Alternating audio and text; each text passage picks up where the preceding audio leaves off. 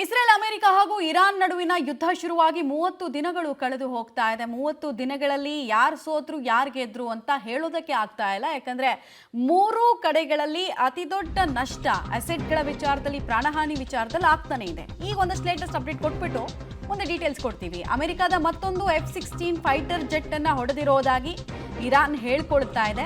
ದಕ್ಷಿಣ ಫಾರ್ಸ್ ಪ್ರಾಂತ್ಯದಲ್ಲಿ F-16 ಅನ್ನ ನಾವು ನೆಲಕ್ಕುರುಳಿಸಿದೀವಿ, ಪತನ ಮಾಡಿದೀವಿ ಅಂತ IRGC ಹೇಳ್ಕೊಳ್ತಾ ಇದೆ. ಇನ್ನೊಂದು ಕಡೆಗೆ ಇಸ್ರೇಲ್ನ ರಾಜಧಾನಿ ಅಂದ್ರೆ ಹಣಕಾಸು ರಾಜಧಾನಿ ಟೆಲ್ ಅವೀವ್, ಧಾರ್ಮಿಕ ನಂಬಿಕೆಗಳ ರಾಜಧಾನಿ ಜೆರುಸಲೆಮ್.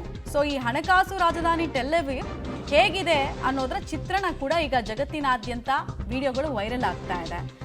ಸ್ಮಶಾನದಂತಹ ಸ್ಥಿತಿ ಉದ್ಭವಿಸಿದೆ ಟೆಲ್ ಅವೀವ್ನಲ್ಲಿ.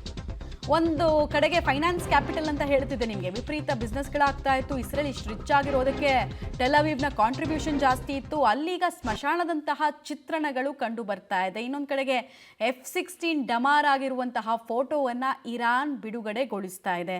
ಅಮೆರಿಕ ಹೇಳ್ಕೊಳ್ತಿಲ್ಲ, ಬಟ್ ಅಮೆರಿಕ ಇಲ್ಲಿ ತನಕ 20ಕ್ಕೂ ಹೆಚ್ಚು ಫೈಟರ್ ಜೆಟ್ಗಳನ್ನು ಕಳ್ಕೊಂಡಂಗೆ ಆಗ್ತಾ ಇದೆ. ಈ F-16 ಇದೆಯಲ್ಲ, ಇದನ್ನು ಅಮೆರಿಕ ಅತಿ ಹೆಚ್ಚು ಮಿಲಿಟರಿ ಆಪರೇಷನ್ಗಳಿಗೆ ಬಳಸ್ತಾ ಇತ್ತು. ಅದ್ರ ಸ್ಥಿತಿಗತಿಗಳನ್ನು ನೋಡ್ತಾ ಇದ್ದೀರಾ. ಹಿಂಗಿರ್ಬೇಕಾದ್ರೆ ಅದರ ಪೈಲಟ್ ಕೂಡ ಸತ್ತು ಹೋಗಿರೋ ಚಾನ್ಸಸ್ ಇರುತ್ತೆ, ಎಜೆಕ್ಟ್ ಆಗಿರುವಂತಹ ಚಾನ್ಸಸ್ ಕಡಿಮೆ. ಬಟ್ ಗೊತ್ತಿಲ್ಲ ಏನು ಡೀಟೇಲ್ ಇದೆ ಅದ್ರ ಬಗ್ಗೆ ಅಂತ. F-16 ಸಾಮಾನ್ಯವಾದಂತಹ ಫೈಟರ್ ಜೆಟ್ ವಿಮಾನ ಅಲ್ಲ. ಅದು ನಿಮ್ಗೆ ಆ ಫೋಟೋಸ್ ತೋರಿಸ್ತಾ ಇದ್ದೀವಿ. ಇದು ನಿಮ್ಗೆ ಆಕಾಶದಲ್ಲಿ ಹೆಂಗೆ ಬೇಕಾದರೂ ತಿರ್ಕೊಂಡು ಮಿಸೈಲ್ಗಳ ದಾಳಿಯನ್ನು ನಡೆಸುವಂತಹ ಸಾಮರ್ಥ್ಯ ಇರುತ್ತೆ. ಹಳೆ ಹುಲಿ ಅಮೆರಿಕಕ್ಕಿದು. ಎಲ್ಲೇ ಜಗತ್ತಿನಲ್ಲಿ ಆಪರೇಷನ್ ಮಾಡ್ತೀವಿ ನಾವು ಅಂದರೂ ಕೂಡ F-16 ಜಾಸ್ತಿ ಬಳಸ್ತಾರೆ ಅವರು.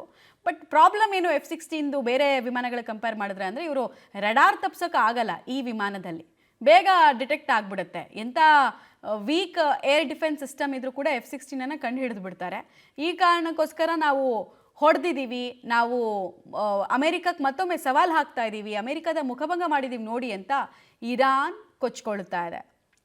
ಸಹಜವಾಗಿ ಈ ಚಿತ್ರಣ ನೋಡಿದಾಗ ಅಮೆರಿಕ ಜಗತ್ತಿನ ಡಿಫೆನ್ಸ್ ದೊಡ್ಡಣ್ಣ ಅಂತ ಕೊಚ್ಕೊಳ್ತಾರಲ್ಲ, ಅವ್ರ ಪಿತ್ತ ನೆತ್ತಿಗೆ ಇರುತ್ತೆ. ಅವ್ರು ಇನ್ನೇನು ಮಾಡ್ತಾರೆ ಅನ್ನೋದನ್ನು ನೋಡಬೇಕಾಗತ್ತೆ ನಾವು. ಇನ್ನೊಂದು ಕಡೆಗೆ ಸ್ಮಶಾನ ಸದೃಶ ಚಿತ್ರಣಗಳು ನಮಗೆ ಇಸ್ರೇಲ್ನಾದ್ಯಂತ ಕಂಡು ಬರ್ತಾ ಇದೆ. ನಿಧಾನಕ್ಕೆ ಟೆಲ್ ಅವೀವ್ ಹಾನಿಗೊಳಗಾಗಿದೆ. ನಾವು ಆ ವಿಜುವಲ್ಸನ್ನು ತೋರಿಸ್ತಾ ಇದ್ದೀವಿ ನಿಮಗೆ, ನೋಡ್ತಾ ಇರ್ಬೋದು ನೀವು.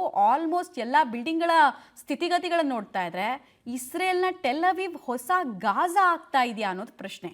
ಗಾಜಾ ಅಂದರೆ ನಿಮಗೆ ಗೊತ್ತಿರ್ಬೋದು, ಹಮಾಸ್ ಮತ್ತು ಇಸ್ರೇಲ್ನ ಕಾನ್ಫ್ಲಿಕ್ಟ್ನ ಕಾರಣಕ್ಕೆ ಹೀಗೆ ಇರೋದು. ಅಲ್ಲಿ ಎಲ್ಲ ಏರಿಯಾ, ನೀವು ಯಾವುದೇ ಗಲ್ಲಿಗೆ ಹೋಗಿ ಎಲ್ಲ ಅರ್ಧಂಬರ್ಧ ನಿಂತಿರುವಂತಹ ಕಟ್ಟಡ, ಆಮೇಲೆ ಆಲ್ಮೋಸ್ಟ್ ನೆಲಸಮ ಆಗಿರುವಂತಹ ಕಟ್ಟಡದ ಅವಶೇಷ, ಜನ ನಿರಾಶ್ರಿತರಾಗಿರುವಂತಹ ಸ್ಥಿತಿ ಕಾಣಿಸುತ್ತೆ.